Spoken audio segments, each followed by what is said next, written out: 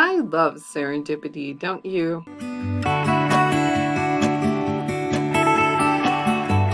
Welcome to another episode of You and Me and Multiple Sclerosis. My name is Pam, and I've been living with multiple sclerosis for 37 and a half years, going on 38.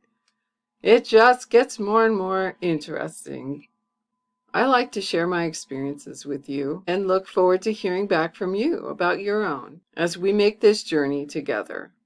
Well, I don't know if you've ever noticed, but sometimes when you read something or see something or hear something on a certain topic, it's not very long before you hear, see, or read something else that relates. They call that serendipity, happy coincidence. And even though I'm not one for believing in coincidence, I like the word serendipity, so I'm going to stick with that. But I want to talk today about a book that I read shortly thereafter, 2 newsletters that I received that relate very closely to something that I had observed when I read that book. Uncomfortably Numb by Meredith O'Brien was published in March of 2020. She is a journalist and a teacher of journalism, full of life, very energetic. It's a good thing that she's a writer because she's able to capture an awful lot of the day-to-day, and she has a good memory actually, or maybe she took good notes, but she has captured a lot of what it feels like to struggle with multiple sclerosis as the symptoms keep piling on. She had some symptoms in her 20s, but the first symptom that she had that sent her to a doctor was in her mid-40s, and it was numbness. Numbness that started in one extremity and continued to creep up and cause more problems. She couldn't ignore it. Her husband really encouraged her to see a doctor because he was pretty worried. And though she was trying to power through it and pretend it wasn't going to impact her life, she finally realized she had to go to the doctor. So she first saw a doctor in August of 2012. And I just want to pause on that for a minute because that's quite a long time after I started dealing with multiple sclerosis symptoms back in 1985, and this is a long time after that. When I first was diagnosed in the 90s, there were no therapies. The doctors didn't really know very much about the course of disease, etc., etc. But what really was discouraging to me, or concerning anyway, was that her experience with the medical community did not seem all that much different from the experience I had had back in the 80s and 90s, when there was nowhere near the knowledge that they had by 2012. The doctor that she saw suggested that her symptoms were caused by her anxiety. She had been pretty upfront with him about that and told him that she was somewhat of an anxious person. And you'll see in the memoir, as she describes her relationship with her parents, whom she loves very much, still, it reminded me very much of a couple of books that I would highly recommend. The Body Keeps the Score, and When the Body Says No. And both of those talk about the chronic trauma that can be reproduced by childhood neglect or abuse, and the effect that that's going to have on adult chronic illness. So I will link that below rather than go into too much detail about it now. But the doctor basically dismissed her concerns and said, well, your numbness is probably caused by all your anxiety. Regardless, she was given an MRI, and when the results came through, it was discovered that she only had only had one lesion. So at that time, or at least that doctor did not consider it multiple sclerosis. I guess what they would call that is clinically isolated syndrome. And most doctors at that time, most neurologists, would not have felt that it was time to treat it as if it were MS and to give the patient some kind of disease-modifying therapy. And therefore, because she only had the one lesion, even though it was quite long, was about 4 inches long. I, I find that interesting. But anyway, he didn't consider that it was worthy of being treated. She was not diagnosed with multiple sclerosis until 2014. She had, by that time, even more symptoms of numbness, of extreme heat sensitivity. And by extreme, I mean she could not take the heat to the point where she would fall down, unable to get up, and be wretchedly ill for days. And of course, the fatigue and all the other things that go along with that made her life pretty miserable. But going back to this thing about the doctor dismissing her symptoms, it just so happened that as I was reading through this memoir, I received in my inbox the latest newsletter from Dr. Gavin Giovannoni, and wouldn't you know, it was discussing the concept of medical gaslighting. I'll put the link to this down below. But on August 22nd, his newsletter talks about medical gaslighting, and he poses the question, have you ever had any MS-related symptoms or problems ignored? Have you ever experienced medical gaslighting? And in his opinion, as he says, what you are experiencing is quite common. Doctors have a long history of ignoring particular symptoms and/or complaints. You have only to look at case studies from the medical legal sector to realize how big this problem is. In multiple sclerosis, it tends to affect the so-called hidden symptoms such as fatigue, sexual dysfunction, anxiety, depression, etc. MS problems that are difficult to treat, such as fatigue, or problems that have no treatments available at present, such as smoldering MS. So here's a little bit more about medical gaslighting and what he's focusing on.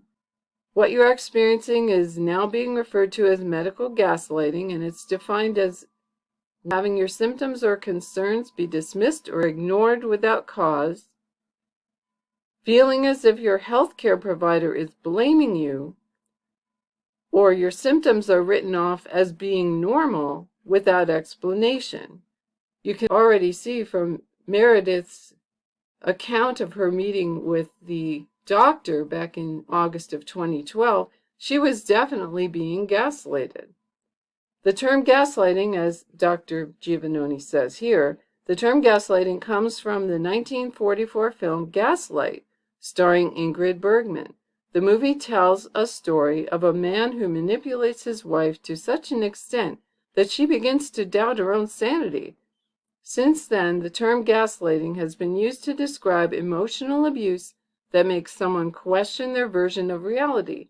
People are beginning to share their personal experiences of medical gaslighting on social media with the hashtag medical gaslighting. He had asked us to complete a survey, and in the newsletter that he sent out on August 25th, he talks about the preliminary results of the survey. He has gotten some answers, about 300 and some answers so far, and he just wanted to talk about what he'd found so far.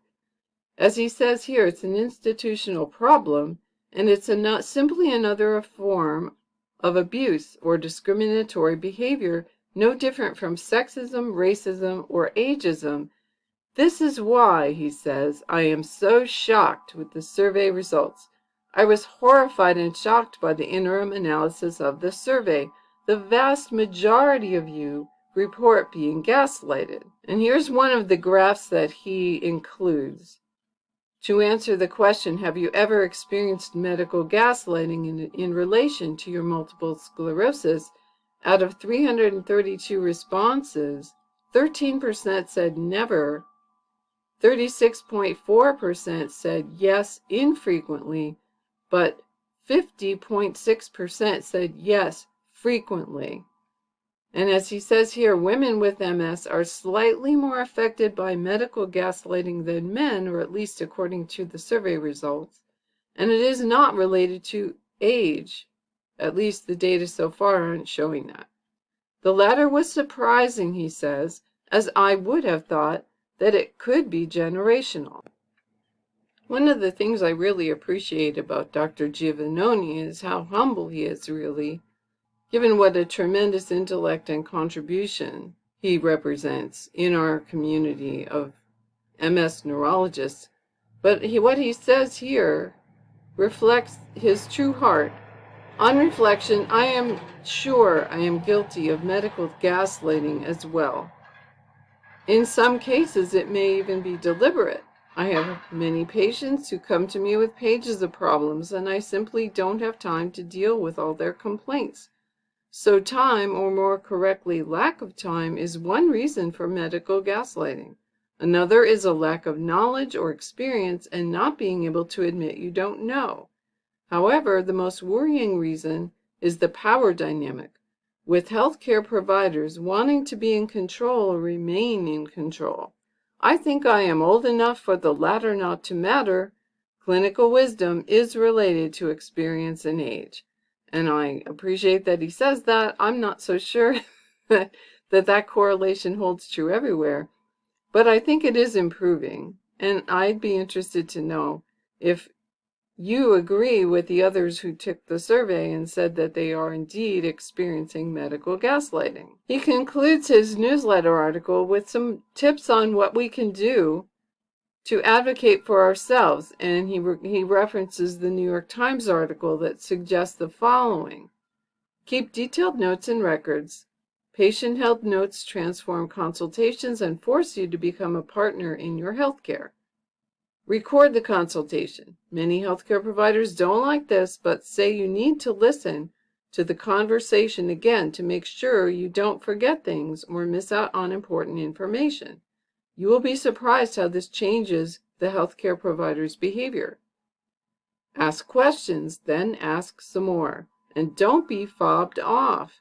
If you are not satisfied with the answer, ask the question again. Take a person with you to the consultation for support. Having a witness is similar in effect to recording the consultation or documenting it with notes. Focus on your most pressing issues. In other words, prioritize your time with the healthcare provider. The consultation needs to be a two-way discussion. If your healthcare provider is pressed for time, say you understand, but you would like to prioritize the following issues today. By doing this, you frame the limits of the consultation. Also, don't expect the healthcare provider to have all the answers at their fingertips, but do expect them to come back later with the answer. And then finally, try and pin down the next steps for your problem. In other words, investigations, treatment, etc. Ask where the action point is, i.e., if the MRI shows this, how will that change my management? How soon will I get to switch treatments? Finally, if you're still being ignored, what are your options? Well, firstly, you can get a second opinion and ask to switch to a new healthcare provider. You can also look to support groups or forums, and I've talked about how important those are. Many of the MS charities have helplines you can use to discuss these issues.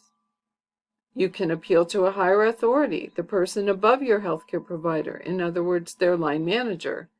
In the National Health Service in Britain, we have a very simple procedure for patients to complain or question their care. It is called the Patient Advice and Liaison Service, or PALS.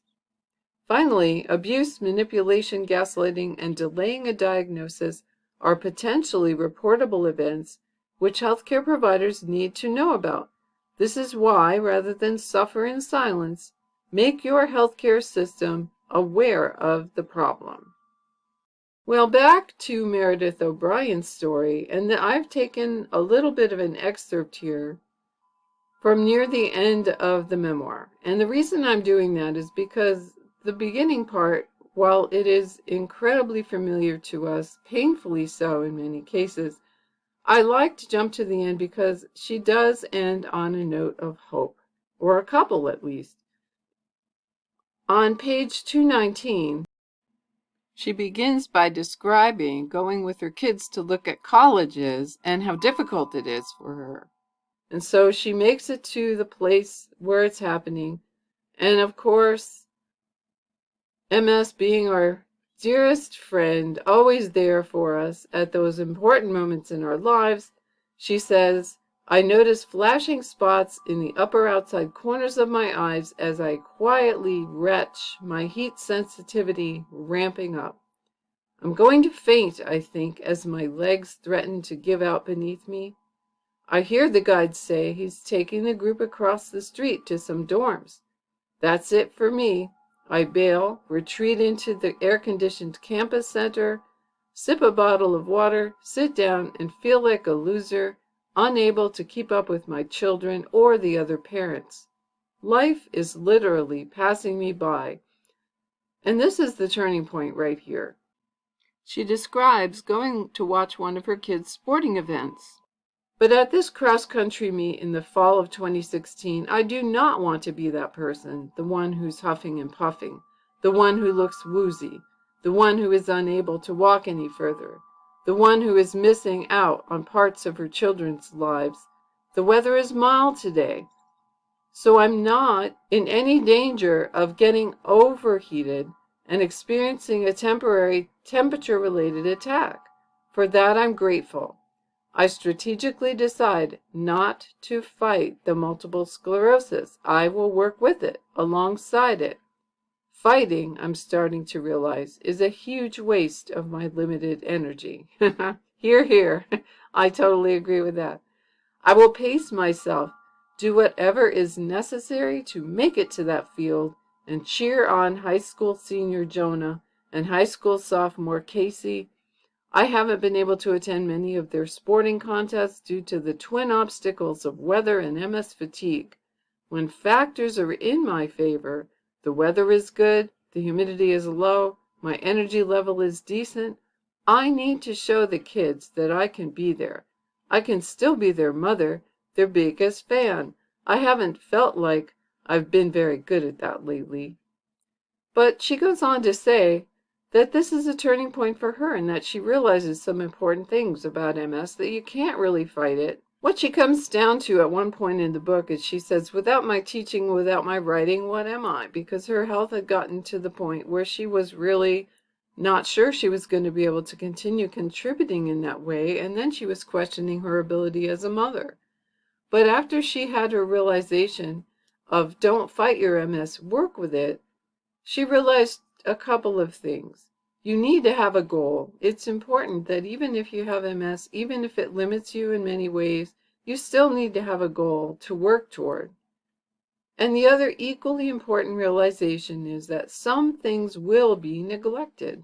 You can have a goal to maybe attend your kids' sporting events, or to cook meals, or to keep a clean house, or whatever your goal might be. Some things are going to be neglected because you are not super person and you cannot do everything. And I think that that's a hard one for many of us with MS to accept. We want to try and do it all, but eventually we're forced to reckon with the idea that we just can't. So having a goal and realizing that's what's important, and that some other stuff just may not happen. I may not get the laundry done as often as I want to. My floors may really need cleaning before I finally get around to it. But that's okay. If those are not the most important things to me, that's okay. I need to use my energy where it most counts, and that's for the things that are most important. Well, here is something that was very important for her. All the way through the book, a sub-theme is that she has agreed to write the story of a school band. They're grieving the loss of one of their bandmates. And one of her sons was actually in that same band and was friends with the boy who died. And it was a very difficult time for him and for the whole band. Mr. Clark was the band conductor. He was able to bring the kids through that. And music played a huge role in those kids being able to make it through. But he really wanted some kind of a remembrance that the kids could have at graduation, if not sooner, so that it would commemorate that time in their lives and the life of that boy who died. For a long time, she didn't think she was going to be able to finish it. She found that she was too fatigued, too sick, too whatever. For the longest time, it really didn't look like she was going to get it done in time for their graduation. But it happened just in time. As you see, May of 2017, when that class was graduating, she was able to produce the book, and they could hand it out to all the band members that were graduating that year. And that just gave her the feeling that she had been able to do something that was very important to her. So between that and being able to attend her kids' sporting events, she ended up feeling like, yeah, I can still contribute something that's important. I did go ahead and buy this book, by the way, and I'm going to read it. I haven't read it yet, so I can't give you a critique on it, and I probably wouldn't anyway. But I just wanted to have the information there in case you want to look it up yourself. I am very glad to have read that book and also to have thought about medical gaslighting. And by the way, if you haven't already subscribed to Dr. Gavin Giovannoni's newsletter, you might want to, because it's always very relevant, especially for those of us who've had MS for some time. And I do encourage you also to take the survey that he includes in the first of the two newsletters, because he wants to be a voice for those who have not been taken seriously by the medical community, whether it is a diagnosis or a particular symptom or a treatment option. He feels we all should be heard, and I'm very much in agreement with that. So anyway, that's it. Take care of yourself, and I'll see you again in my next video.